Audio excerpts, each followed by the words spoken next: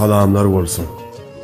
Howasyny uçmaktan alandana hakyň bendesinden salamlar bolsun.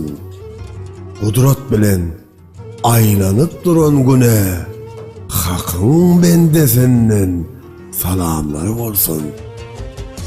4 patylly ýurdum bagy bostana. Aýtmany sözler yetmez waspana.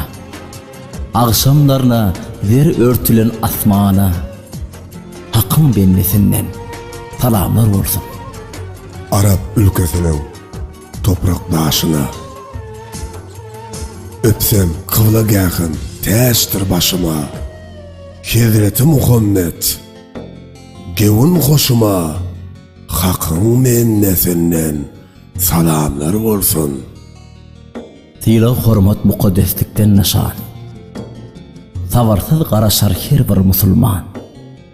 On bir ayın sultanıdır Ramazan. Hakyň bendesinden salamlar bolsun.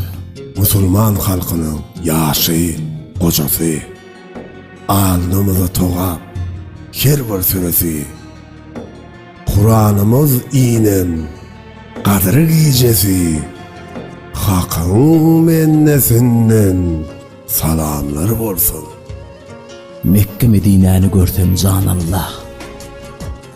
Gönlümde arzuwum dilimde doga. Uçmak isli kıvla gäkin Beytullah.